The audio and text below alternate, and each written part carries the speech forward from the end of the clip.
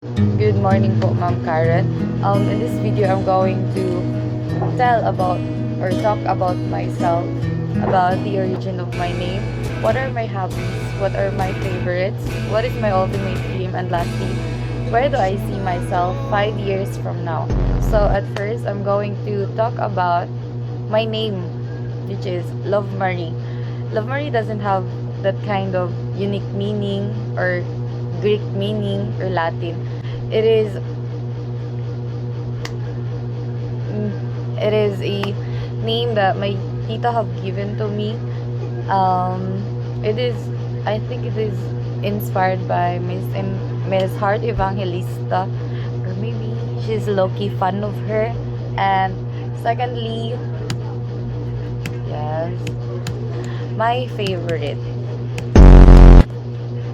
So I have a lot of favorites po, which is watching sunset, the ultimate favorite. Like anywhere I go, I take pictures of it. I'm like a kid when I saw a sunset anywhere. Then secondly, mugo-mugo na grapes ang flavor. Wala. It tastes po, masarap. Yes.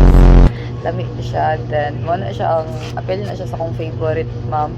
And then grape na fruit, cookies and cream, in ice cream na flavor, sweets. Then ang favorite color po nako is lilac and good talks. Those are shades of purple. Then fries, iced coffee in a Spanish latte in a way.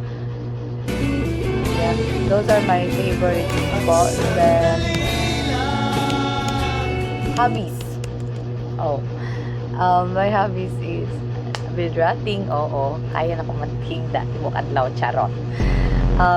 Listening to music, diba na yung kanang mag-cook, magluto. Then cooking sweets like desserts, ana, like maghimo og candy and ana. There's mag-cry, charot. Opo, abel na siya sa ako ang hobbies, like every night para makatulog og tarong. Tapos mag-watch og movies. Ang latest na ko gi-watch kay The Summer I Turned Pretty, which is nindot po siya, oo. Then next is ultimate dream po.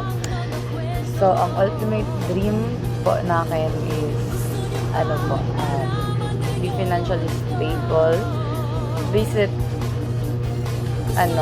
France, Paris, which is around Europe siya. Then free for my mom, career fulfillment, personal growth, build a house which kanang open siya for all, in na siya house, strong relationship in the future, like build a complete family. Ganon, yes, ultimate dream ko po yun.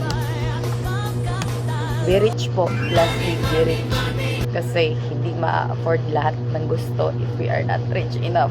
Opo. Then, where do I see myself? Lastly, ito na po yung last. Where do I see myself 5 years from now? Actually, I don't know pa where kung asa kong self 5 years from now, but ginaano-ano lang po na ko siya kung asa ko dapit. So, based sa PowerPoint na kong gimake po, is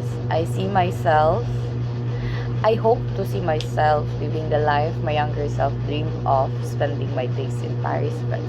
Since I was little, my ultimate dream is to visit Paris po talaga. Yes, to visit Paris and to have a job. Wow, job. Be financially stable and spend like a billionaire, charot. Joke lang pa. And I also hope to see myself in that 5 years na nag-travel with friends, can build a house, a family, and become a flight attendant and a teacher. Yes. And that's all po. Those are things that you might want to know about me. Yes, bye.